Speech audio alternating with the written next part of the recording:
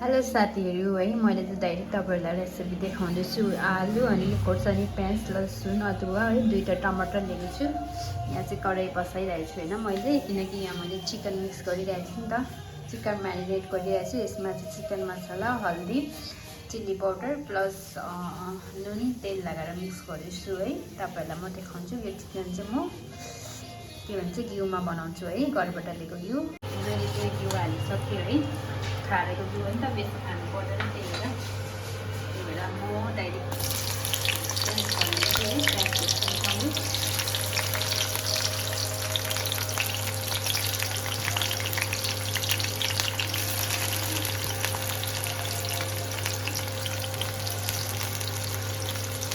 यसलाई म चलाउँछु मजाले है।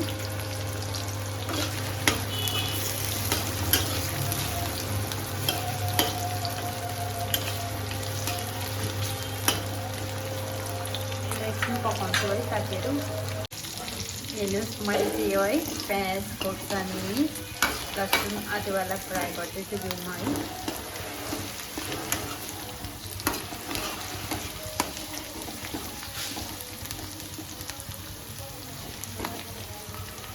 यसलाई पारेर म अब टमाटर हाल्छु है।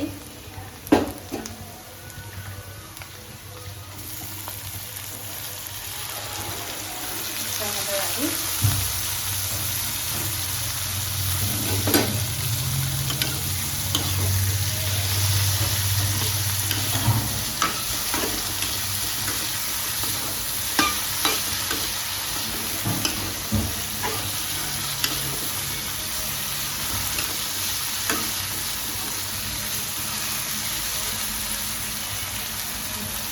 अब यो टमाटरलाई पाक्नुहुन्छ है साथीहरू। मासु आलु सबै हालेँ होइन। यसलाई चाहिँ अब 30 मिनट जस्तो पकाउनु पर्ने हुन्छ, अगरम बगरम गरेर। अब यसलाई म छोपेर मिडियम फ्लेममा 15-20 मिनट जस्तो पकाउँछु है साथीहरू। सो हेलो साथीहरू, नमस्कार सबैजनालाई है। आज चाहिँ फेरि मैले धेरै दिन बाद मोमो पेन भिडियो बनाउन लागेको। यहाँ चाहिँ मोमो चिप्स छ है, सलाद टमाटरहरू छ, मोमो चाट बनाएको मोमो हो, चिकन करी बटर करी घिउमा बनाएको चिकन हो है। लिन सक्नुहुन्छ तपाईँहरूले। अब चाहिँ हालेर खान पर्ने हुन्छ है।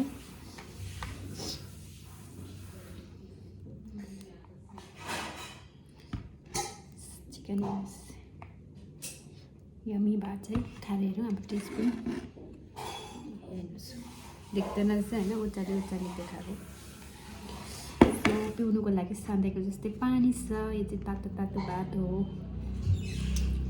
नेपालीले खाने सधैँ खाने भात सब्जी नै हो नि त होइन। सो अब चाहिँ खानु पर्ने हुन्छ ढिलो नगरी, चिसो भएर मिठो हुँदैन। जाडो छ क्या धेरै अहिले, धेरै तातो फर्स्ट फ्राइड हुन्छ भने मसँगसँगै खानु होला है, मिठो गरेर।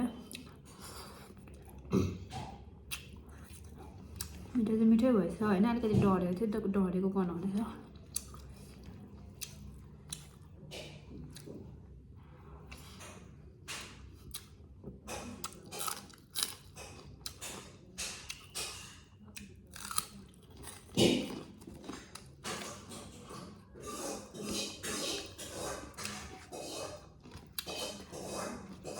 ब्याकग्राउन्डको आवाजहरूलाई इग्नोर गरिदिनु होला होइन साथीहरू।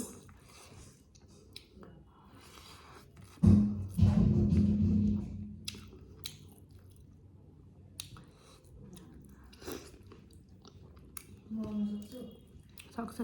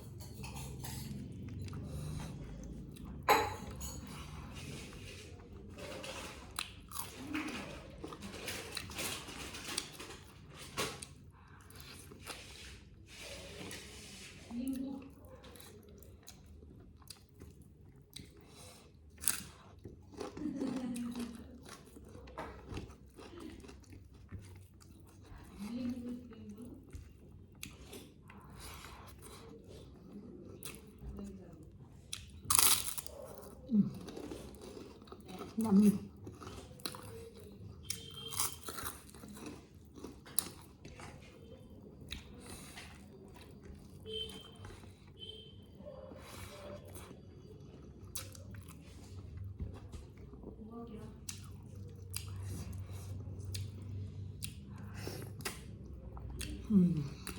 निम्बु पनि दामी रहेछ पानी पानी रसै रस भएको हैन